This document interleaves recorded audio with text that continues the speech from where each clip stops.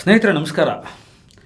ಇವತ್ತಿನ ಈ ಸ್ಟೋರಿ ನಾನು ನಿಮಗೆ ಹೇಳಿಕೊಟ್ಟಿರೋದು ದೊಡ್ಡ ಕ್ರೈಮ್ ಸ್ಟೋರಿ ಅಂತನೋ ಅಥವಾ ಇನ್ನೊಬ್ಬ ಹರ್ಷದ್ ಮೆಹತಾನ ಅವತಾರ ಅಂತನೋ, ಶೇರ್ ಬಿಸ್ನೆಸ್ಸಲ್ಲಿ ಈ ಚೈನ್ ಲಿಂಕ್ ಬಿಸ್ನೆಸ್ಗಳಲ್ಲಿ ದೊಡ್ಡ ಮೋಸಗಾರನ ವಂಚಕನ ಕಥೆ ಅಂತನೋ ಅಲ್ಲ.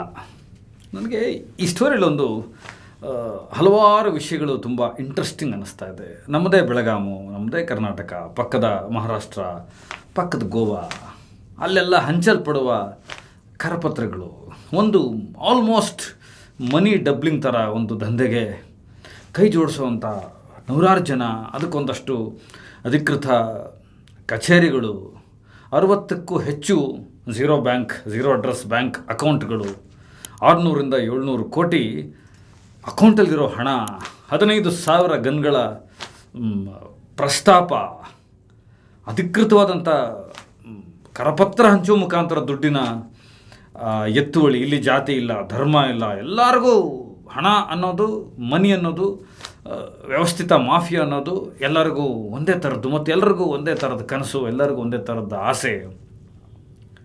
ಇದ್ರ ಜೊತೆ ಸನ್ನಿ ಲಿಯೋನ್ ಬರ್ತಾರೆ ಈ ಕಥೆಯಲ್ಲಿ. 2022ರಲ್ಲಿ ಒಂದು ಸಿನಿಮಾ ಚಾಂಪಿಯನ್ ಅಂತ ಸ್ನೇಹಿತನಿಗೆ ಕೊಟ್ಟಂಥ ಒಂದು ಮಾತು, ಬೆಳಗಾವಿ ಉತ್ಸವ ಅಂತೆ. ಆ ಬೆಳಗಾವಿ ಉತ್ಸವದಲ್ಲಿ ದೊಡ್ಡ ದೊಡ್ಡ ಆ್ಯಕ್ಟ್ರ್ಗಳು ಹೋಗೋ ಥರದ್ದು, ಆ್ಯಕ್ಟ್ರ್ಗಳ ಜನಜಾತ್ರೆ, ಕಡೂರು ಉತ್ಸವ ಅಂತೆ. ಅದರ ಜೊತೆಗೆ ಬೆಳಗಾವಿ ಸ್ವಚ್ಛತಾ ಕಾರ್ಯಕ್ರಮ ಅಂತ, ಅದಕ್ಕೊಂದು ಸಮಾಜಮುಖಿ ಕಾರ್ಯಕ್ರಮ, ಒಂದು ರೋಲ್ ಮಾಡಲ್. ಹೀಗೆ ಬಿಟ್ಟುಬಿಟ್ಟಿದ್ರೆ ನಾನು ಯಾರ ಬಗ್ಗೆ ಕತೆ ಹೇಳಕೊಟ್ಟಿದ್ದೀನೋ ಆ ಮನುಷ್ಯಂದು ಒಂದು ವೀಕೆಂಡ್ ವಿತ್ ರಮೇಶ್ ಕಾರ್ಯಕ್ರಮ ಆಗೋಗ್ಬಿಟ್ಟಿರೋದು. ಒಂದು ಸಣ್ಣ ಎಡವಟ್ಟಿನಿಂದಾಗಿ ಇವತ್ತು ಎಲ್ಲ ವಿಷಯಗಳು ಆಚೆ ಬರ್ತಾ ಇದೆ. ಸ್ನೇಹಿತರೆ, ನೀವು ನಂಬಲೇಬೇಕು. ನೀವು ಇಷ್ಟೊತ್ತಿಗೆ ಮಾಹಿತಿ ಗೊತ್ತಿರುತ್ತೆ. 35,000 ಜನರ ಒಂದು ನೆಟ್ವರ್ಕ್, 4,500 ಕೋಟಿ, ಒಟ್ಟು 18 ಬಿಸ್ನೆಸ್ಗಳು. ಶ್ರೀಲಂಕಾದಲ್ಲಿ ಕೆಸಿನೋ ಬಿಸ್ನೆಸ್ಸು, ಗೋವಾದಲ್ಲಿ ಬಿಸ್ನೆಸ್ಗಳು, ಐಸ್ ಕ್ರೀಮ್ ಇಂಡಸ್ಟ್ರಿ. ಇದೊಂದು ದೊಡ್ಡ ವಿಷಯ. ಕಡೆಗೆ ಎಲ್ಲಿ ಬಂದು ನಿಂತ್ಕೋತಾ ಇದೆ ಅಂತಂದರೆ, ಬೆಳಗಾವಿನ ಕೋರ್ಟಲ್ಲಿ ಜಡ್ಜ್ ಎದುರುಗಡೆ ಈ ಮನುಷ್ಯ ಒಂದು ಮಾತು ಹೇಳ್ತಾನೆ. ಅವರು 15 ನಿಮಿಷಗಳ ಪ್ರವಚನ ಕೊಟ್ಟ ಮೇಲೆ ಒಂದು ಮಾತು ಹೇಳ್ತಾನೆ, ಪೊಲೀಸರಿಗೆ ಒಂದು ಮಾತು ಹೇಳ್ತಾನೆ. ಈ ಸ್ಟೋರಿ ಲೀಗಲಿ ನೋಡಿದ್ರು, ಯಾವ ಥರದಲ್ಲಿ ನೋಡಿದ್ರು, ಒಂದು ಸಾಮಾಜಿಕವಾಗಿ ನೋಡಿದ್ರು, ಕೊನೆಗೆ ಬಂದು ನಿಂತ್ಕೊಳ್ತಾ ಇರೋದು ಓಂ ನಮಃ ಶಿವಾಯ. ಸ್ನೇಹಿತರೆ, ಈ ಕಥಾನಾಯಕನ ಹೆಸರು ಶಿವಾನಂದ ನೀಲಣ್ಣನವರು. ಮೂಲತಃ ಹುಬ್ಬಳ್ಳಿ ಧಾರವಾಡದಿಂದ ಬಂದಂಥ ಮನುಷ್ಯ.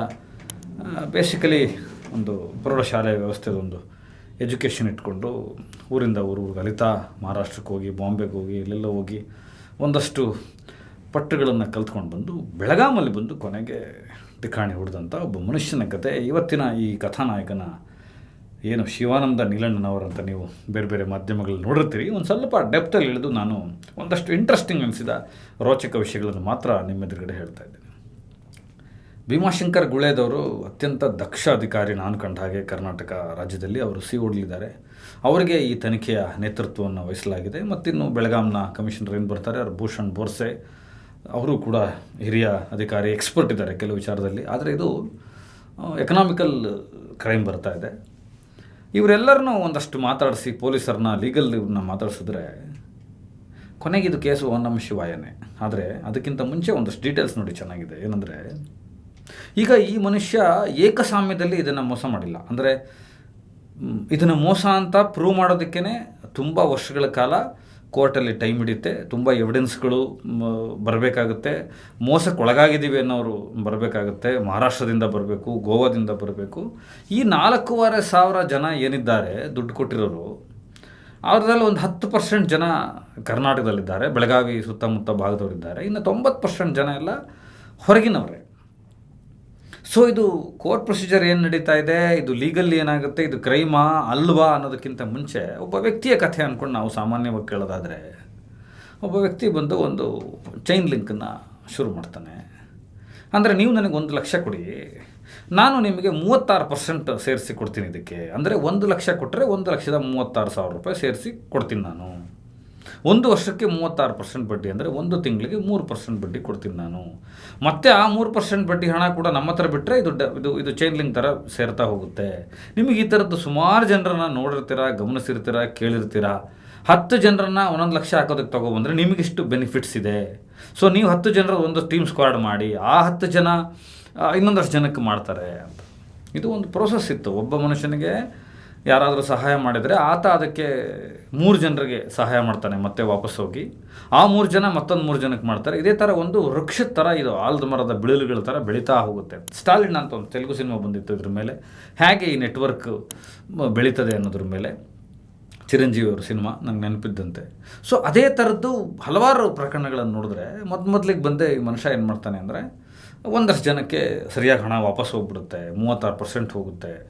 ಜನ ನಂಬೋದಕ್ಕೆ ಶುರುವಾಗ್ತಾರೆ, ಆಲ್ಮೋಸ್ಟ್ ಅವರಿಗೆ ದುಡ್ಡು ಡಬಲ್ ಬರೋದಕ್ಕೆ ಶುರುವಾಗುತ್ತೆ. ಆದರೆ ಟೆಕ್ನಿಕಲಿ ಈಸ್ ವೆರಿ ಬ್ರಿಲಿಯಂಟ್. ಏನಂದರೆ 1 ಲಕ್ಷ ಹಣ ನಾನೇ ಆತನಿಗೆ ಕೊಟ್ಟಿದ್ರೆ ಅಥವಾ ಯಾರೋ ಕೊಟ್ಟಿದ್ರೆ, ಆತ 36% ಬಡ್ಡಿ ಸೇರಿಸಿ ಕೊಡ್ತೀನಿ, ನಾನು ತಿಂಗಳಿಗೆ 3% ಕೊಡ್ತೀನಿ, ಅಥವಾ ನೀವು 10 ಜನ ಕರ್ಕೊಬಂದರೆ 100 ಜನ ಕರ್ಕೊಬಂದರೆ ಇಷ್ಟು ಸೇರಿಸಿ ಕೊಡ್ತಾ ಇದ್ದೀನಿ ಅನ್ನೋದೆಲ್ಲ ಅಗ್ರಿಮೆಂಟ್ ಮಾಡಲ್ಲ.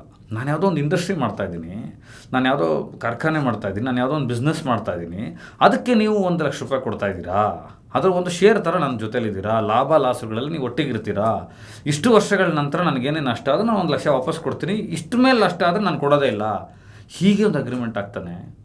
ದುಡ್ಡಿನ ಆಸೆಗೆ ಬಿದ್ದು ಜನ ಅದಕ್ಕೆ ಸಹಿ ಮಾಡ್ತಾ ಹೋಗ್ತಾರೆ. ಈ ಜನರ ಹತ್ರ ತಗೊಂಡಿದ್ದ ದುಡ್ಡು ಮೊದಲು ಈ ಕಡೂರು ಉತ್ಸವ ಅಂತ ಒಂದು ಕಾರ್ಯಕ್ರಮ ಮಾಡ್ತಾನೆ. ಈ ಮನುಷ್ಯನ ಬುದ್ಧಿವಂತಿಕೆ ಏನಂದರೆ, ಬೆಳಗಾವಿ ಉತ್ಸವ ಮಾಡೋದು, ಕಡೂರು ಲೇಟರ್ ಪಾರ್ಟಲ್ಲಿ ಆ ಪ್ರೋಗ್ರಾಮ್ಗಳಿಗೆ ಬರ್ತೀನಿ ನಾನು, ಬೇರೆ ಪ್ರೋಗ್ರಾಮ್ ಬರೋದು, ಈತ ಕಾಣಿಸ್ಕೊಳ್ಳೋಕೆ ಶುರುವಾಗೋದು ಜನರ ನಡುವೆ, ಹಳ್ಳಿ ಜನರ ಹತ್ರಕ್ಕೆ ಹೋಗೋದು, ಒಂದು ರುದ್ರಾಕ್ಷಿ ಥರ ಹಾಕೊಳ್ಳೋದು. ಈ ರಿಯಲ್ ಎಸ್ಟೇಟ್ ಮಾಡೋರು, ಜನರನ್ನು ನಂಬಿಸೋರು, ಭೂ ಬ್ಯಾಂಕ್ಗಳನ್ನು ಮಾಡೋರು, ಹಣದ ಬ್ಯಾಂಕ್ಗಳನ್ನು ಮಾಡೋರೆಲ್ಲ ನಿಮಗೆ ನಾನು ಆನಂದ್ ಅಪ್ಪುಗಳು ಅವ್ರನ್ನ ಮೀಟ್ ಆದಾಗ ಒಂದಷ್ಟು ವಿಚಾರಗಳನ್ನು ಗಮನಿಸಿದೆ. ಆ ಕಡೆ ಉತ್ತರ ಕರ್ನಾಟಕದಲ್ಲಿ ಸಹಕಾರ ಬ್ಯಾಂಕ್ಗಳು ಜಾಸ್ತಿ ಇರುತ್ತೆ, ಸ್ವತಃ ಖಾಸಗಿ ಬ್ಯಾಂಕ್ಗಳನ್ನು ಮಾಡ್ತಾರೆ, ಜನ ಅವ್ರಿಗೆ ನಂಬಿ ದುಡ್ಡು ಹಾಕ್ತಾರೆ, ಚಿನ್ನ ಪರ್ಚೇಸ್ ಮಾಡ್ತಾರೆ. ಅದರಲ್ಲಿ ತುಂಬ ಈ ಥರದ ವಿಷಯಗಳಿಂದ ಜನರನ್ನ ಅಟ್ರ್ಯಾಕ್ಟ್ ಮಾಡೋಕ್ಕೋಸ್ಕರ ಈ ಥರದೊಂದು ಪ್ರೋಗ್ರಾಮ್ ಮಾಡಬೇಕು. ಮತ್ತು ಒಂದಷ್ಟು ಜನಕ್ಕೆ ಒಂದು 100 ಜನಕ್ಕಾದ್ರೆ 1 ಲಕ್ಷ ಇದ್ದಿದ್ದು ಅದನ್ನು 10 ಲಕ್ಷ ಮಾಡಿ ಅಥವಾ 2 ಲಕ್ಷ ಮಾಡಿ ಕೊಟ್ಟರೆ ಅವರು ಇನ್ನೂ 100 ಜನಕ್ಕೆ ಹೇಳ್ತಾ ಹೋಗ್ತಾರೆ, ಈ ಲಿಂಕ್ ಬಿಸ್ನೆಸ್ ಬೆಳೀತಾ ಹೋಗುತ್ತೆ. ಈ ಥರದ್ದೆಲ್ಲ ಸಕ್ಸಸ್ಫುಲ್ಲಾಗಿ ಈತ ಮಾಡಿಬಿಡ್ತಾನೆ. ಇದು ಮೊದಲನೇದು ಒಂದು ಕಡೂರು ಉತ್ಸವ ಅಂತ ಮಾಡ್ತಾನೆ. ಸೊ ಆ ದುಡ್ಡು ಎಷ್ಟು ಜನರಿಗೆ ಹರಿತದೆ ಅಂತಂದರೆ ನೀವು ನಂಬೋದಿಲ್ಲ. ಕಮಿಷನರ್ ಆಫೀಸ್ ಬೆಳಗಾಮಲ್ಲಿ ಅವರಿನ್ನೂ ಮಾಧ್ಯಮಗಳಿಗೆ ಬಿಟ್ಟಿಲ್ಲ. ನಾನು ನಮ್ಮ ಸ್ನೇಹಿತರೊಬ್ಬರು ಕಳಿಸಿದ್ದನ್ನು ನೋಡಿದೆ. ಒಂದು ಕರಪತ್ರ ಹಂಚ್ತಾನೆ. ಆ ಕರಪತ್ರ ಮರಾಠಿ ಮತ್ತು ಹಿಂದಿ ಭಾಷೆಯಲ್ಲಿದೆ. ಆ ಭಾಗದಲ್ಲಿ ಜನರಿಗೆ ಹೆಚ್ಚು ಓದಕ್ಕೆ ಬರೋದು ಆ ಭಾಷೆ ಅಂತೇಳಿ ಅವ್ರನ್ನ ಹೆಚ್ಚು ಕಾನ್ಸಂಟ್ರೇಟ್ ಮಾಡ್ತಾನೆ. ಹಳ್ಳಿಗಳಲ್ಲಿ ರೈತಾಪಿ ವರ್ಗ ಮತ್ತು ಬಿಸ್ನೆಸ್ ವರ್ಗ, ಈ ಮಧ್ಯಮ ವರ್ಗದ ಕನಸುಗಳನ್ನು ಎತ್ತುತ್ತಾನೆ. ಮಜಾ ಏನಂದರೆ ಕರಪತ್ರ ಸ್ಟ್ರೇಟಾಗಿ ಹೇಳುತ್ತೆ, ನಾನು ಮನಿ ಡಬ್ಲಿಂಗ್ ಮಾಡಿಕೊಡ್ತೀನಿ, ಇಷ್ಟು ದುಡ್ಡಿಗೆ ಇಷ್ಟು ಪರ್ಸೆಂಟೇಜ್ ಕೊಡ್ತೀನಿ. ಮನಿ ಡಬ್ಲಿಂಗ್ ಅಂದರೆ 1 ಕೋಟಿಗೆ 36 ಲಕ್ಷ ಸೇರಿಸಿ ಕೊಡ್ತೀನಿ, ಅಥವಾ ನೀವು ಈ ಚೈನ್ ಲಿಂಕ್ ಒಳಗಡೆ ಬಂದು ಇಷ್ಟು ಪಾರ್ಟ್ನರ್ಸ್ ಆದರೆ ಇಷ್ಟು ಮಾಡ್ತೀನಿ ಅಂತಂದರೆ ಆಲ್ಮೋಸ್ಟ್ ನಿಮಗೆ 1ಕ್ಕೆ 5%, 6% ವಾಪಸ್ ಬರೋ ಥರ. ಕರಪತ್ರ ಹಂಚಿದಾಗಲೂ ಕೂಡ ವ್ಯವಸ್ಥೆಯಲ್ಲಿ ಯಾರೂ ಕೇಳೋದಿಲ್ಲ, ಪೊಲೀಸರು ಕೇಳೋದಿಲ್ಲ, IT ಅವರು ಕೇಳೋದಿಲ್ಲ, ಬೇರೆ ಯಾರೂ ಕೇಳೋದಿಲ್ಲ. ಇದಾದಮೇಲೆ ಆತ ಒಂದು ಸ್ಟೇಟ್ಮೆಂಟ್ ಮಾಡ್ತಾನೆ. ಒಂದು ಮಜಾ ಇದೆ, ನನ್ನ ಹತ್ರ 15,000 ಗನ್ಗಳಿದೆ, ನನ್ನನ್ನು ಯಾರು ಏನೂ ಮಾಡೋಕ್ಕೆ ಬರಲ್ಲ, ಬಂದೂಕುಗಳಿದೆ ನನ್ನ ಹತ್ರ ಅಂತ. ಇದೇನಪ್ಪ ಬಂದೂಕು, ಹೀಗೆಲ್ಲ ಒಂದೊಂದು ಆಚೆ ಬರ್ತಾ ಇದೆ. 15,000 ಗನ್ ಇರೋದಕ್ಕೆ ಏನು ಚಾನ್ಸಸ್ ಇದೆ?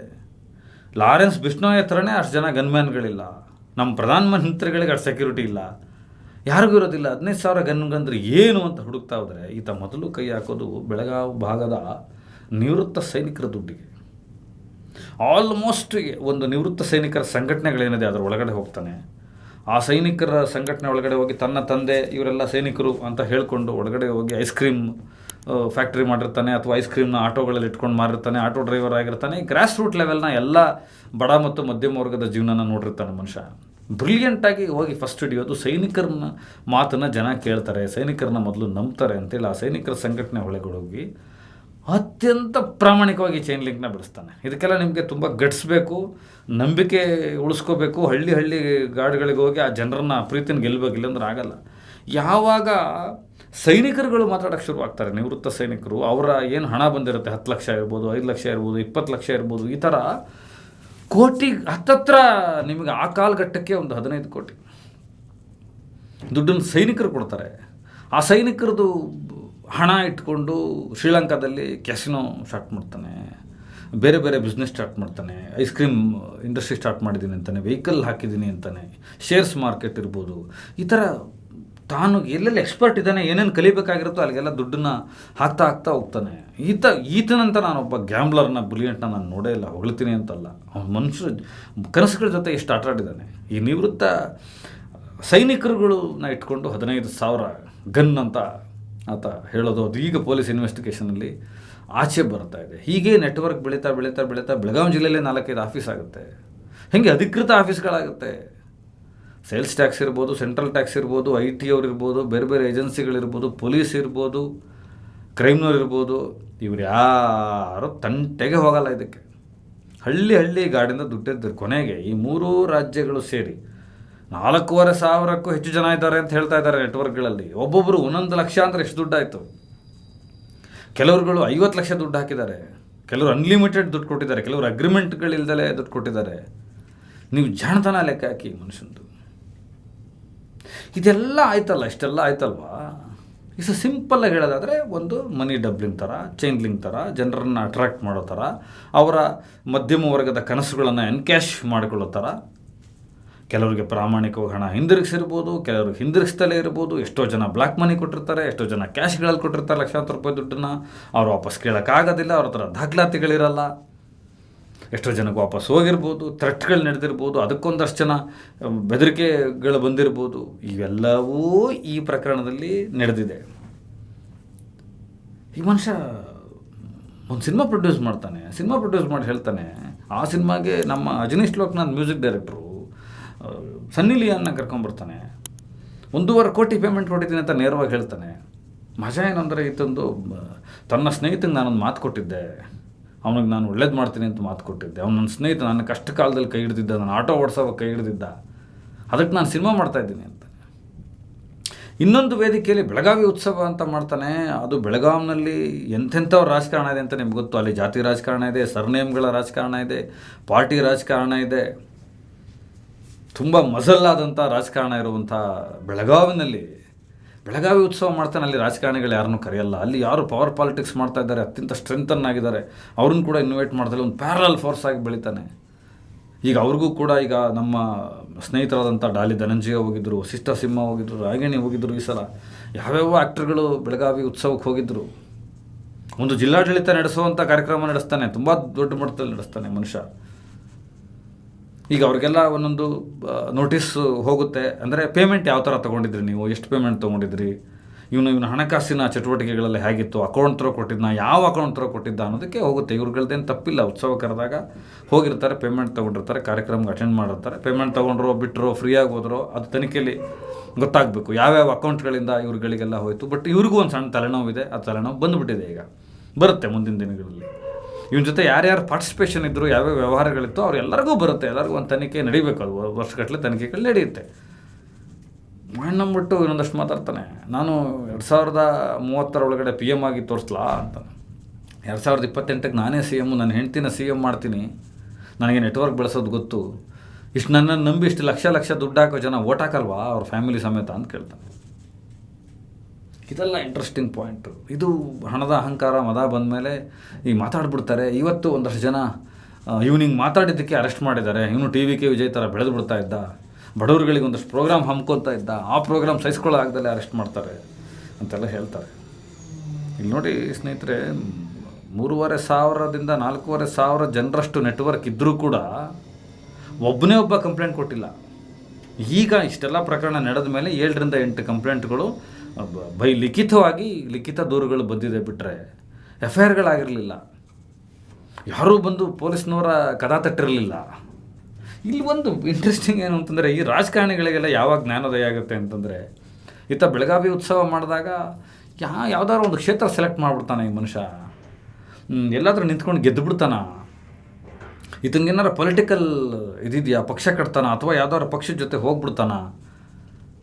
ಈ ಥರದ್ದೆಲ್ಲ ಸರ್ಕಸ್ ಯಾವಾಗ ಮಾಡ್ತಾರೆ ಅಂದರೆ, ಒಂದು ಬೆಳಗಾವಿ ಸ್ವಚ್ಛತಾ ಕಾರ್ಯಕ್ರಮ ಅಂತ ಒಂದು ಕಾರ್ಯಕ್ರಮ ಇಟ್ಕೊತಾನೆ. ಅದಕ್ಕೊಂದು 10,000 ಜನ 15,000 ಜನ ಸೇರಿಸ್ತೀನಿ ಅಂತ. ಅದಕ್ಕೆ ಬೆಳಗಾವಿ ಮಹಾನಗರ ಪಾಲಿಕೆ ಏನಿದೆ ಅದು ಫ್ಲೆಕ್ಸ್ಗಳು ಹಾಕೋದಕ್ಕೆ, ಏನು ವಿನೈಲ್ಗಳು ಹಾಕೋದಕ್ಕೆ, ಬ್ಯಾನರ್ಗಳು ಹಾಕೋದಕ್ಕೆ ಪರ್ಮಿಷನ್ ತೊಗೋಬೇಕು. ಅದು ನಿಮಗೆಲ್ಲ ಗೊತ್ತಿದೆ. ಈತ ಪರ್ಮಿಷನ್ನು ಕೂಡ ತಗೊಳ್ಳಲ್ಲ. ಸುಮ್ಮನೆ ಬಾಯಿ ಮಾತಲ್ಲೊಂದು ಮಹಾನಗರ ಪಾಲಿಕೆಗೆ ಹೋಗಿ ಹೇಳ್ತಾನೆ. ಬಂದುಬಿಟ್ಟು ಇಡೀ ಬೆಳಗಾವಿ ಸಿಟಿ ತುಂಬ ಸಿನಿಮಾದವ್ರ ಜೊತೆ ಫೋಟೋಗಳು ತೆಗೆಸ್ಕೊಂಡು ಹಾಕ್ಬಿಡ್ತಾನೆ. ಆಮೇಲೆ ನಾನು ಕೇಳ್ಪಟ್ಟಂತೆ ರಕ್ಷಣಾ ವೇದಿಕೆಯ ಒಂದು ಬಣದ ಅಭಿಲಾಷ್ ಅನ್ನೋ ಒಬ್ಬ ವ್ಯಕ್ತಿ ಏನಿದ್ದಾರೆ, ಅವರು ಕನ್ನಡ ಪರ ಸಂಘಟನೆ ಹೋರಾಟದಲ್ಲಿ ಸೀರಿಯಸ್ ಆಗಿ ತೊಡಗಿಸ್ಕೊಂಡಿದ್ದಾರೆ. ಅವರು ಸಂಪರ್ಕ ಬೆಳೆಯುತ್ತೆ. ಅವ್ರ ಸಂಪರ್ಕದಿಂದ ಈ ಸಿನಿಮಾದವ್ರದ್ದು ಸಂಪರ್ಕಗಳೆಲ್ಲ ಬೆಳೆಯುತ್ತೆ. ಸೊ ಚಾಂಪಿಯನ್ ಸಿನಿಮಾ ಆಗುತ್ತೆ. ಅದು ಏನು 8ರಿಂದ 9 ಕೋಟಿ ಸಿನಿಮಾಗೆ ಇನ್ವೆಸ್ಟ್ಮೆಂಟ್ ಆಗಿದೆ, ಕಂಡರ ದುಡ್ಡೆಲ್ಲ ಬಂದು ಬೀಳುವಾಗ ಸಿನಿಮಾ ಮಾಡ್ದಲೇನು, ಇನ್ವೆಸ್ಟ್ ಮಾಡ್ದಲೇನು ಬೇರೆ ಬೇರೆ ಕಡೆ, ಅದರ ಲಾಭ ತೆಗೆದಲೇನು, ಒಂದು ಒಂದು ಒಂದು ಬಜೆಟ್ ಅಂತ ಒಂದು ಬಂದು ಬೀಳ್ತಾ ಇದೆಯಲ್ಲ, ತನ್ನನ್ನು ನಂಬಿದ ಬಂಡವಾಳ ಬರ್ತಾ ಇರುವಾಗ ಮಾಡಿರ್ತಾನೆ. ಇಲ್ಲಿ ಅಭಿಲಾಷನ್ ಅವ್ರ ಬಗ್ಗೆ ನಮಗೇನು ತಕರಾರಿಲ್ಲ, ಯಾವುದೇ ವೇದಿಕೆಗಳ ಬಗ್ಗೆ ತಕರಾರಿಲ್ಲ, ಅವ್ರ ಹತ್ರ ಒಂದು ನೆಟ್ವರ್ಕ್ ಬೆಳೀತು ಅಂತ ಹೇಳುವ ಉದ್ದೇಶ ಅಷ್ಟೆ. ಯಾವಾಗ ಈ ಬೆಳಗಾವಿ ಉತ್ಸವಗಳಾಯಿತು, ಬೆಳಗಾವಿ ಸ್ವಚ್ಛತಾ ಕಾರ್ಯಕ್ರಮದಲ್ಲಿ ಬ್ಯಾನರ್ ರಿಮೂವ್ ಮಾಡಿಸೋವಾಗ ಒಂದಷ್ಟು ತಾರಾತಿಗಡಿಗಳು ನಡೀತದೆ. ಇವೊಂದೊಂದು ಟೀಮ್ ಏನಿರ್ತದೆ ಅಂದರೆ, ದೊಡ್ಡವ್ರ ಬ್ಯಾನರ್ ಕಟ್ಟಕ್ಕೆ ಬಿಡ್ತೀರ, ನನ್ನ ಬ್ಯಾನರ್ ಯಾಕೆ ಕಟ್ಟಕ್ಕೆ ಬಿಡಲ್ಲ, ಅವರೆಲ್ಲ ಪರ್ಮಿಷನ್ ತೊಗೊಂಡಿರ ಅಂತ ಮಾತಾಡ್ತಾನೆ. ನನ್ನ ಬ್ಯಾನರ್ ತೆಗೆದ್ರೆ ಅವ್ರದ್ದು ಬ್ಯಾನರ್ ತೆಗೀರಿ ಅಂತಾನೆ. ಎಲ್ಲೆಲ್ಲಿ ಸಾಹುಕಾರರ ಬ್ಯಾನರ್ಗಳಿದೆಯೋ, ಲಕ್ಷ್ಮೀ ಹೆಬ್ಬಾಳ್ಕರ್ ಅವರ ಬ್ಯಾನರ್ಗಳಿದೆಯೋ, ಇನ್ನು ಬೇರೆ ಬೇರೆ ರಾಜಕಾರಣಿಗಳ ಬ್ಯಾನರ್ ಇದೆಯೋ ಅಲ್ಲೇ ಕಟ್ತೀನಿ ಅಂತ ಹೊರಡ್ತಾನೆ. ಆಗ ರಾಜಕಾರಣ ಸೀರಿಯಸ್ ಆಗುತ್ತೆ. ಆಗ ರಾಜಕಾರಣಿಗಳು ಸೀರಿಯಸ್ ಆಗಿ ಏನು ಸ್ವಲ್ಪ ವಿಚಾರಿಸ್ಕೊಳ್ರಿ, ಇವನ್ನ ಯಾರು ಇವನು ಇಷ್ಟು ಮಟ್ಟಕ್ಕೆ ಕಾಣಿಸ್ಕೊತಾ ಇದ್ದಾನಲ್ಲ ಅಂದಾಗ ಒಂದು ಕೇಸ್ ದಾಖಲು ಮಾಡ್ತಾರೆ. ಈಗ ನಿಮ್ಗೆ ಅರ್ಥ ಆಗಿರ್ಬೇಕು ಅದೇನು ಕೇಸ್ ದಾಖಲಾಯ್ತಾ ಅಥವಾ ದಾಖಲು ಮಾಡಲಾಯ್ತಾ ಅಂತ. ಆಗ ಪೊಲೀಸರು ಕರ್ಕೊಂಡು ಬಂದು ಅರೆಸ್ಟ್ ಮಾಡಿ ಕೂರಿಸ್ಕೊಂಡು ಒಂದೊಂದೇ ಮಾತಾಡ್ತಾ ಹೋದರೆ ಈತನದು 60ರಿಂದ 70 ಅಕೌಂಟ್ಸ್ ಝೀರೋ ಅಡ್ರೆಸ್ ಅಂತಾರೆ, ಅದನ್ನು ಝೀರೋ ಟರ್ನ್ ಮಾಡೋದಕ್ಕೆ ಅದೊಂದು ದೊಡ್ಡ ಪ್ರೊಸೀಜರ್ ಇದೆ. ಆ ಥರದೊಂದಷ್ಟು ಅಕೌಂಟ್ಸ್ಗಳು ಮಾಡ್ಕೊಂಡಿದ್ದಾನೆ. ಅದಕ್ಕೆ 600ರಿಂದ 700 ಕೋಟಿ ಅದರಲ್ಲಿ ದುಡ್ಡಿದೆ. ಅದನ್ನು ಹ್ಯಾಂಡ್ಲ್ ಮಾಡೋಕ್ಕೆ, ಅದನ್ನು ಹೈಡ್ ಮಾಡೋದಕ್ಕೆ, ಅಕೌಂಟ್ಗಳು ಗೊತ್ತಾಗ್ದಲ್ಲಿರೋದಕ್ಕೆ, ಅದನ್ನು ಆ ಸಾಫ್ಟ್ವೇರ್ಗಳ ಗೇಮ್ ಮಾಡೋದಕ್ಕೆ, ಆನ್ಲೈನ್ ಪ್ಲೇ ಮಾಡೋದಕ್ಕೆ ಒಬ್ಬ ಹುಡುಗ ಇದ್ದಾನೆ. ಅವನು ಮೂಲತಃ ಬೆಳಗಾಂ ಬಾರ್ಡ್ರ್ ಮರಾಠಿ ಹುಡುಗ. ಆ ಹುಡುಗನನ್ನು ಮುಂಬೈಯಿಂದ ಪೊಲೀಸರು ಕರ್ಕೊಬಂದು ಕೂರಿಸ್ಕೊಂಡಿದ್ದಾರೆ. ಆತನಿಂದ ಎಷ್ಟು ಮಾಹಿತಿ ಲಭ್ಯ ಆಗ್ತಾಯಿದೆಯೋ ಅದನ್ನು ಪೊಲೀಸರು ಮುಂದಿನ ದಿನಗಳಲ್ಲಿ ಹೇಳ್ತಾರೆ. ಬಟ್ ನನಗೊಂದಷ್ಟು ಇನ್ಫಾರ್ಮೇಷನ್ ಇದೆ, due respect to the legal things ಮಾತಾಡಬಾರ್ದು ಇವಾಗ ಅದನ್ನು. ಇಷ್ಟು ದೊಡ್ಡದಾಗಿ ಬೆಳೀತಾ ಇದ್ದರೆ ಭೀಮಾಶಂಕರ್ ಗುಳೇದಂಥ ಟಫ್ ಕಾಪ್ಗಳು ಕೂತ್ಕೊಂಡು ಇನ್ವೆಸ್ಟಿಗೇಷನ್ ಕೇಳ್ತಾ ಇದ್ದರೆ ಈತ ಎಲ್ಲಿ ಹುಟ್ಟದ, ಹೆಂಗೆ ಬಂದ, ಹೆಂಗೆ ಚೈನ್ ಲಿಂಕ್ ಶುರು ಮಾಡ್ದ ಅನ್ನೋ ಎಲ್ಲ ಪ್ರಶ್ನೆಗಳಿಗೆ ಈತ ಸಲೀಸಾಗಿ ಉತ್ತರ ಕೊಡ್ತಾನೆ. ಆದರೆ ಯಾವ ಅಕೌಂಟಿಂದ ಎಲ್ಲಿಗೋಯ್ತು, ಯಾವ ಅಕೌಂಟಿಂದ ಯಾರಿಗೆ ಕೊಟ್ಟೆ, ಈ 4,500 ಕೋಟಿಯ ಟ್ರಾನ್ಸಾಕ್ಷನ್ಸ್ ಏನು, ನಿನ್ನ ಪ್ರಾಪರ್ಟಿಗಳು ಏನೇನಿದೆ ನಿನ್ನ ಹೆಸರಲ್ಲಿ, ಮತ್ತು ಇದನ್ನೊಂದು ಬ್ರಾಕೆಟಲ್ಲಿ ಅಂಡರ್ಲೈನ್ ಮಾಡಿ ಕೇಳಿಸ್ಕೊಬಿಡಿ. ಈ ಮನುಷ್ಯ ಎಷ್ಟು ಬುದ್ಧಿವಂತ ಅಂದರೆ ಯಾವುದನ್ನು ತನ್ನ ಏಕಸಾಮ್ಯತೆಯಲ್ಲಿ ಮಾಡಿಲ್ಲ, ತನ್ನ ಪ್ರಾಪರ್ಟಿಗಳು ಅಂತ ಮಾಡಿಲ್ಲ. ಒಂದು ಸಂಸ್ಥೆ ಏನು ಮಾಡ್ಕೊಂಡಿದ್ದಾನೆ ಅದು ಹೆಸರಲ್ಲಿ ಇಟ್ಕೊಂಡಿದ್ದಾನೆ. ಸೊ ಇದೆಲ್ಲ ಸಹಕಾರ ಕಾಯ್ದೆ ಅಡಿನೇ ಬರಬೇಕು, ಎಕನಾಮಿಕಲ್ ಕ್ರೈಮ್, ಆ ಥರದ್ದೊಂದು ಬುದ್ಧಿವಂತಿಕೆ ಮಾಡ್ಕೊಂಡಿದ್ದಾನೆ. ಯಾವುದೇ ಪರ್ಟಿಕ್ಯುಲರ್ ಕ್ವಶನ್ಸು ಎಂಥ ಟಫ್ ಪೊಲೀಸ್ ಆಫೀಸರ್ಸ್ ಬಂದು ಕೂತ್ಕೊಂಡು ಕೇಳಿದ್ರು ಕೂಡ ಇತಂದು ಒಂದೇ ಉತ್ತರ, ಓಂ ನಮಃ ಶಿವಾಯ ಅಂದ್ಬಿಡ್ತಾನೆ. ಅದೊಂದು ವಿಡಿಯೋ ಬಂತು ನನಗೆ, ನಾನು ಅದನ್ನು ನೋಡೇ ನಾನು ಈ ವಿಡಿಯೋ ಮಾಡೋದಕ್ಕೆ ಕೂತ್ಕೊಂಡೆ. ಏನು ಒಂದು ಪೊಲೀಸ್ ಇನ್ವೆಸ್ಟಿಗೇಷನಲ್ಲಿ ಕೂತ್ಕೊಂಡು ರುದ್ರಾಕ್ಷಿ ಹಾಕ್ಕೊಂಡು 4,500 ಕೋಟಿ 5,000 ಕೋಟಿ ದುಡ್ಡು ಇನ್ವೆಸ್ಟ್ಮೆಂಟ್ದು ಒಂದು ಲಫಡ ಆಗಿರುವಾಗ ಮನುಷ್ಯ ಆರಾಮಾಗಿ ಕೂತ್ಕೊಂಡು ಓಂ ನಮಃ ಶಿವಾಯ ಅಂತಾನೆ. ಬೇರೆ ಥರ ಹ್ಯಾಂಡ್ಲು ಕೂಡ ಮಾಡೋಕ್ಕೆ ಬರೋದಿಲ್ಲ. ಇದು ಸ್ಟೇಟ್ ಅಟ್ರಾಕ್ಟ್ ಆದಂಥ ಕೇಸ್. ಇದು ತುಂಬ ನಾಜೂಕಾಗಿ ಹ್ಯಾಂಡ್ಲ್ ಮಾಡಬೇಕು ಪೊಲೀಸ್ನವ್ರಿಗಿದು. ಪೊಲೀಸರು ಏನು ಮಾಡ್ತಾರೆ, PC ತೊಗೋಬೇಕು, ಪೊಲೀಸ್ ಕಸ್ಟಡಿ ತೊಗೋಬೇಕು, ಜಡ್ಜ್ ಎದುರುಗಡೆ ಕರ್ಕೊಂಡು ಹೋಗಬೇಕು. ಜಡ್ಜ್ ಸಾಹೇಬ್ರುಗಳ ಹೆಸರು ಬೇಡ, ಕರ್ಕೊಂಡು ಹೋದರೆ ಜಡ್ಜ್ ಸಾಹೇಬರಿಗೆ ವಿನಂತಿ ಮಾಡ್ಕೋತಾರೆ ಪೊಲೀಸರು, ಸಹಕರಿಸ್ತಾ ಇಲ್ಲ ತನಿಖೆಗೆ. ಏನು ಕೇಳಿದ್ರು, ಯಾಕಂದರೆ ಇದು ಪಿನ್ ಟು ಪಿನ್ ಡೀಟೇಲಿಂಗ್ ಬೇಕು, ಅಕೌಂಟ್ಸ್ ಡೀಟೇಲಿಂಗ್ ಬೇಕು, ಎಕನಾಮಿಕಲ್ ಕ್ರೈಮ್ ಇದು. ಆಮೇಲೆ ಪೊಲೀಸರಿಗೂ ಗೊತ್ತು ನಮ್ಮ ಹತ್ರ ಕಂಪ್ಲೇಂಟ್ಗಳ ಸಂಖ್ಯೆ ಇಷ್ಟೇ, ಇದಕ್ಕೆ ಬೇಲ್ ಬೇರೆ ಥರದ್ದು ಆಗ್ಬಿಡುತ್ತೇನೋ ಅಂತ. ಅವಾಗ ಮಜಾ ಏನಂದರೆ 15 ನಿಮಿಷ ಜಡ್ಜ್ ಮಾತಾಡ್ತಾರೆ, ತನಿಖೆಗೆ ನೀವು ಸಹಕರಿಸಬೇಕು, ಇದು 3,500 ಜನರ ನಂಬಿಕೆಯ ವಿಷಯ, ನೀವು ಕಾನೂನುಬದ್ಧವಾಗಿ ಎಲ್ಲ ಮಾಡಿದರೆ ನಿಮಗೆ ಪ್ರಾಬ್ಲಮ್ ಇಲ್ಲ. ಆದರೆ ಕಾನೂನನ್ನು ವಿರೋಧಿಸಿ ನೀವು ಮನೆಯನ್ನು ಬೇರೆಯವ್ರದ್ದು ದುಡ್ಡು ತೊಗೊಂಡು ಅದರ ಮೇಲೆ ಬಿಸ್ನೆಸ್ ಮಾಡಿದರೆ ತಪ್ಪಾಗುತ್ತೆ. ಇದು ಜನರ ನಂಬಿಕೆಯ ವಿಚಾರ, ಆದ್ದರಿಂದ ನೀವು ಮೋಸಗಾರ ಅಂತ ಪ್ರೂವ್ ಆಗಬೇಡಿ, ತನಿಖೆಗೆ ಸಹಕಾರ ಮಾಡಿ ಅಂತ ಜಡ್ಜ್ ಹೇಳ್ತಾರೆ. 15 ನಿಮಿಷಗಳ ಪಾಠ ಮಾಡ್ತಾರೆ. ಪಾಠ ಮಾಡಿದ್ಮೇಲೆ ಜಡ್ಜ್ ಗೀತಾ ಒಂದು ಮಾತು ಹೇಳ್ತಾನೆ, ಓಂ ನಮಃ ಶಿವಾಯ ಅಂತ. ಇದು ಈ ಕೇಸ್ನ ಒಂದು ಅತಿ ದೊಡ್ಡ ವಿಶೇಷತೆಗಳಲ್ಲಿ ಒಂದು. ನನಗೆ ತುಂಬ ಇಂಟ್ರೆಸ್ಟಿಂಗ್ ಅನಿಸಿದ್ದು ಈ ಮನುಷ್ಯ ಜನರನ್ನ ಮತ್ತು ಇವ್ರನ್ನ ಹ್ಯಾಂಡ್ಲ್ ಮಾಡ್ತಾ ಇರ್ತಕ್ಕಂಥ ಒಂದು ರೀತಿ. ಸ್ನೇಹಿತರೆ, ಈ ಥರದ್ದೆಲ್ಲ ವಿಷಯಗಳಾದಾಗ ನಮಗೆ ಬರೋ ಡೌಟ್ಗಳೇನೆಂದರೆ, ಇದರಿಂದ ಒಂದು ಪೊಲಿಟಿಕಲ್ ಸೆಟಪ್ ಇದೆಯಾ, ಯಾರಾದರೂ ಪೊಲಿಟಿಷಿಯನ್ ಸಪೋರ್ಟ್ ಮಾಡ್ತಾ ಇದ್ದಾರಾ, ಅಷ್ಟಿಲ್ಲದೆ ಜನ ಹೇಗೆ ಮರಳಾಗ್ಬಿಡ್ತಾರೆ. ಎಷ್ಟೋ ಜನ ಶಿವಾನಂದ ನೀಲಣ್ಣವ್ರ ಕಥೆ ಏನು ಅಂತ ಮುಂದಿನ ದಿನಗಳಲ್ಲಿ ಗೊತ್ತಾಗುತ್ತೆ. ಎಷ್ಟೋ ಜನ ಹಣ ಡಬಲ್ ಮಾಡಿಕೊಡ್ತೀವಿ, ಯಾವುದೇ ಬ್ಯಾಂಕ್ಗಳು ಕೊಡಲಾರ್ದಂಥ, ಯಾವುದೇ ಲೇವಾದೇವಿ ವ್ಯವಹಾರದವರು ಕೊಡಲಾರ್ದಂಥ, ಅಟ್ಲೀಸ್ಟ್ ಒಬ್ಬ ಬಡ್ಡಿ ವ್ಯಾಪಾರಿ ಕೂಡ ಕೊಡಲಾರ್ದಂಥ ಬಡ್ಡಿ ಕೊಡ್ತೀವಿ ವಾಪಸ್ಸು, 52% ಬಡ್ಡಿ ಕೊಡ್ತೀವಿ, 70% ಬಡ್ಡಿ ಕೊಡ್ತೀವಿ ಅಂತೇಳಿ ಲಕ್ಷಾಂತರ ರೂಪಾಯಿ, ಕೋಟ್ಯಾಂತರ ರೂಪಾಯಿ ತೊಗೊಂಡು ನಿಮಗೆ ಬೆಂಗಳೂರಿಂದ ಹಿಡಿದು ಈ ಭಾರತ ದೇಶದಲ್ಲಿ ಎಷ್ಟು ಕಡೆ ಬೇರೆ ಬೇರೆ ದೇಶಗಳಿಗೆ ದುಡ್ಡು ತೊಗೊಂಡು ಓಡೋದು ಹೊರಿದ್ದಾರೆ. ಆ ಥರದವ್ರಿಗೆ ಒಂದಷ್ಟು ಪೊಲಿಟಿಕಲ್ ಬ್ಯಾಕ್ಡ್ರಾಪ್ಸ್ ಇರುತ್ತೆ, ಅವ್ರಿಗೆ ಸಪೋರ್ಟ್ ಸಿಸ್ಟಮ್ ಇರುತ್ತೆ, ಇಲ್ಲದವ್ರು ಆಗೋದಿಲ್ಲ. ಯಾರೋ ಒಬ್ಬರು ರಾಜಕಾರಣಿ ಹೆಗಲ ಮೇಲೆ ಕೈ ಹಾಕೊಂಡಿರ್ತಾನೆ ತನ್ನ ಸ್ವಾರ್ಥಕ್ಕೋಸ್ಕರ. ನಾನು ಆ ಥರದ್ದು ಏನಾರು ಇದೆಯಾ ಅಂತ ನೋಡಿದೆ. ಈ ಕೇಸ್ ವೆರಿ ಕ್ಲೀನ್ ಪೊಲಿಟಿಕಲಿ. ಇದರಲ್ಲಿ ಮಜಾ ಇರೋದೇನೆಂದರೆ, ಆತ ಪ್ರಭಾವಿ ಜಾತಿ ಅಲ್ಲಿ ಹುಟ್ಟಿದ್ದಾನೆ ಮನುಷ್ಯ. ಅಂದರೆ ಜಾತಿನ ಬಳಸಿಲ್ಲ ಎಲ್ಲೂ ಕೂಡ. ಯಾಕಂದರೆ ಆ ಭಾಗದಲ್ಲಿ ಸರ್ನೇಮ್ ಅನ್ನೋದು ತುಂಬ ವೆರಿ ಇಂಪಾರ್ಟೆಂಟ್. ಸರ್ನೇಮಲ್ಲೇ ಮನುಷ್ಯನ ಐಡೆಂಟಿಟಿ ಇದೆ, ಅಸ್ತಿತ್ವ ಇದೆ. ಬೆಳಗಾಮು, ಉತ್ತರ ಕರ್ನಾಟಕದ ಆ ಭಾಗ ಏನಿದೆ ಅದು ಜಾತಿನ ಬೆಳೆಸಿಲ್ಲ. ಮತ್ತು ಮೇಲೆ ತನ್ನ ಕಕ್ಷಿದಾರಗಳು ಯಾರಿದ್ದಾರೆ, ತನ್ನ ಕ್ಲೈಂಟ್ಗಳು ಯಾರಿದ್ದಾರೆ, ಯಾರನ್ನೂ ಕೆಟ್ಟದಾಗಿ ನಡೆಸ್ಕೊಂಡಿಲ್ಲ. ಯಾರಿಗೂ ಈವರೆಗೂ ತಾನು ಮೋಸ ಮಾಡಿದ್ದಾನೆ ಅಂತ ಕಂಪ್ಲೇಂಟ್ಗಳಾಗ್ತಾ ಇಲ್ಲ 3 ಸ್ಟೇಟಲ್ಲಿ ಎಲ್ಲೂ ಕೂಡ. ಮುಂದಿನ ದಿನಗಳು ದುಬೈಗೆ ಓಡೋಗ್ತಾ ಇದ್ನಾ, ಅಥವಾ ತಾನು ಹಾಕಿದ ದುಡ್ಡು ಈಗ ಇಷ್ಟು ದುಡ್ಡಿದೆ ಅದನ್ನು ಏನು ಮಾಡಬೇಕು, ಹೆಂಗೆ ಬ್ಯಾಂಕಲ್ಲಿ ಇಟ್ಕೊಳ್ಳೋಕೆ ಸಾಧ್ಯ ಆಗುತ್ತೆ? ಹಂಗಾಗಲ್ಲ. IT ಸೆಕ್ಟರ್ಗಳಲ್ಲಿ ಅದನ್ನು ಬೇರೆ ಬೇರೆ ಕಡೆ ಇನ್ವೆಸ್ಟ್ ಮಾಡಬೇಕು. ಏನೂ ಓದ್ಕೊಳ್ದೇ ಇರೋ ಮನುಷ್ಯ, ಕಾಮರ್ಸ್ ಓದಿಲ್ಲ ರೀ ಈ ಮನುಷ್ಯನಿಗಿರೋದು ಒಂದು ಕಾಮನ್ ಸೆನ್ಸು. ಏನೂ ಇಲ್ಲದೆ ಇರೋ ಮನುಷ್ಯ 4,500 ಕೋಟಿ ಹ್ಯಾಂಡಲ್ ಮಾಡ್ತಾನೆ within a span of 10 years, 10 ವರ್ಷದಲ್ಲಿ. ಎಷ್ಟು ಆ ದುಡ್ಡು ಲಾಭ ಆಗಿ ಬಂದರೆ ಜನರಿಗೆ ವಾಪಸ್ ದುಡ್ಡು ಹೋಗುತ್ತೆ, ಇಲ್ಲದವ್ರು ಬರೋದಿಲ್ಲ. ಈಗಲೂ ಕೂಡ ಲೀಗಲಿ ಇರೋದೇನಂತಂದರೆ ಜನರಿಗೆ ದುಡ್ಡು ವಾಪಸ್ ಹೋಗಬೇಕು, ಅಷ್ಟೇ ಪೊಲೀಸರ ಕೈಲಿ ಮಾಡ್ಸೋಕ್ಕಾಗೋದು. ಯಾರಾದರೂ ವಂಚನೆ ಆಗಿದೆ, ನನಗೆ ನನ್ನ ಹಣ ಹೋಗಿದೆ ಅಂದರೆ ಮಾತ್ರ ಕೇಸ್ ಆಗುತ್ತೆ. ಈ ಎಕನಾಮಿಕಲ್ ಕ್ರೈಮ್ಗಳಿಗೆ ಎಷ್ಟು ವರ್ಷ ಸಜೆ ಬರುತ್ತೆ ಅದು ನೋಡ್ಕೊಳ್ಬೇಕು. ಇದು ಮತ್ತೆ ಏನು ಒಂದು ಚೈನ್ ಸಿಸ್ಟಮು, ಫ್ರಾಡ್ ಅಂತ ಹೇಳೋದಕ್ಕೆ ಈಗಲೇ ಹೇಳಕ್ಕೆ ಬರಲ್ಲ. ಯಾರಿಗೂ ಅನ್ಯಾಯ ಮಾಡಿಲ್ಲ. ಸಿನಿಮಾ ಮಾಡಿದ್ದಾನೆ ಮನುಷ್ಯ, ಕೆಲಸ ಕೊಟ್ಟಿದ್ದಾನೆ, ಒಂದಷ್ಟು ಉತ್ಸವಗಳು ಕಾರ್ಯಕ್ರಮಗಳು ಮಾಡ್ತಾನೆ, ಅಲ್ಲಿ ಕೆಲಸ ಕೊಡ್ತಾನೆ. ಸೋಷಿಯಲ್ ಮೀಡಿಯಾದಲ್ಲಿ ಈ will be the next hero ಅನ್ನೋ ಥರದಲ್ಲಿ ಒಂದು ಕ್ಯಾಂಪೇನ್ ನಡೀತಾ ಇದೆ ಇವತ್ತಿಗೂ. ಬೆಳಗಾಂ ಭಾಗದ ರಾಜಕಾರಣಿಗಳು ಕೇಳಿದ್ರೆ ಯಾರಿಗೂ ಈತನ ಬಗ್ಗೆ ಸಂಪೂರ್ಣ ಮಾಹಿತಿ ಇಲ್ಲ, ಯಾರೂ ಪ್ರೊಟೆಕ್ಟಿವ್ ಲೇಯರ್ ಆಗಿಲ್ಲ. ಇದು ಬೆಳಗಾಮಲ್ಲೇ ನನಗೆ ಅತ್ಯಂತ ದಿಗ್ಭ್ರಮೆ ಆದಂಥ ವಿಚಾರ. ಯಾರೂ ಬೆನ್ನಿಗಿಲ್ದಲೇ ಇಷ್ಟೆಲ್ಲ ನಡೆದಿರೋದು. ಸೊ ಆ ಡೌಟ್ ಇತ್ತು, ನಾನು ಅದನ್ನೂ ಕ್ಲಿಯರ್ ಮಾಡಿಕೊಂಡೆ. ಸೊ ಈಗ ಪೊಲೀಸರೇ ಒಂಥರ ಐಸ್ ಕ್ರೀಮ್ ತಿನ್ಕೊಂಡು ಇನ್ವೆಸ್ಟಿಗೇಷನ್ ನಡೆಸೋ ಥರ ಆಗಿದೆ, ತಣ್ಣಗೆ ಕೂತ್ಕೊಂಡು. ಯಾಕಂದ್ರೆ ಅಷ್ಟು ಡೀಟೇಲಿಂಗ್ ತೆಗಿಬೇಕು, ಅಷ್ಟು ಅಕೌಂಟ್ ಸೆಕ್ಷನ್ಸ್ ತೆಗಿಬೇಕು. ಪೊಲೀಸರು ಅಂದರೆ ಹುಡುಗಾಟದ ಮಾತಲ್ಲ, ಇಂಥ ಕೇಸ್ಗಳೆಲ್ಲ ಹ್ಯಾಂಡ್ಲ್ ಮಾಡ್ಕೊಂಡು ಬರೋದು ಆಚೆಗೆ. ಯಾರು ಗಾಡ್ ಫಾದರ್ಗಳೇ ಇಲ್ದಲೆ, ಸೆಂಟ್ರಲ್ಲೋ ಸ್ಟೇಟಿಂದನೋ ಯಾರ್ದೋ ಒಂದು ಹ್ಯಾಂಡ್ ಇಲ್ದಲೆ 4,500 ಕೋಟಿ ಒಂದೇ ಉತ್ತರ. ಅದು ನ್ಯಾಯಾಧೀಶರು ಇರ್ಬೋದು, ಮಾನ್ಯ ನ್ಯಾಯಾಧೀಶರುಗಳಿಗಿರ್ಬೋದು, IPS ಆಫೀಸರ್ಸ್ಗಳಿಗಿರ್ಬೋದು, ಕಡೆಗೆ ಜನರಿಗೇನು ಸಂದೇಶ ಹೇಳ್ತೀಯಾ ಅಂದ್ರೂ ಇರ್ಬೋದು. ಇದನ್ನೆಲ್ಲ ನಂಬ್ತಾರಲ್ಲ ಜನ, ಈ ಅವರ ದುಡಿಮೆಯ ದುಡ್ಡನ್ನು. ನಿವೃತ್ತ ಸೈನಿಕರಿರ್ಬೋದು, ಡಾಕ್ಟರ್ಸ್ಗಳಿರ್ಬೋದು, ಮಧ್ಯಮ ವರ್ಗದ ಜನ ಇರ್ಬೋದು, ಬೀದಿ ಬದಿ ವ್ಯಾಪಾರಿಗಳೆಲ್ಲ ಹಾಕಿದ್ದಾರೆ, ಬೇರೆ ಬೇರೆ ವರ್ತಕರು ಹಾಕಿದ್ದಾರೆ, ಬಿಸ್ನೆಸ್ ಜನ ಹಾಕಿದ್ದಾರೆ. ತಮ್ಮ ಕನಸು, ತಮ್ಮ ಆದಾಯನ ಎರಡನ್ನೂ ಮ್ಯಾಚ್ ಮಾಡೋಕ್ಕಾಗ್ದಲೆ ನಮಗಿರೋ ಆದಾಯ ಇಷ್ಟು, ನಮ್ಮ ಡ್ರೀಮ್ ಇಷ್ಟು, ಇಂಥದ್ದನ್ನೆಲ್ಲ ನಂಬಿಕೊಂಡು ಮೋಸದ ಮೇಲೆ ಮೋಸ ಹೋಗ್ತಾನೇ ಇದ್ದಾರೆ. ಯಾರಿಗೋ ದುಡ್ಡು ಬಂತು ನಮಗೂ ಬರುತ್ತೆ ಅಂದ್ಕೊಂಡು ಹೋಗ್ತಾ ಇದ್ದಾರಲ್ಲ ಜನ, ಅವ್ರ ಪಾಲಿಗೆ ನಾನು ಹೇಳಕ್ಕೆ ಬಯಸೋದು ಒಂದೇ ಒಂದು ವಿಷಯ: ಓಂ ನಮಃ ಶಿವಾಯ.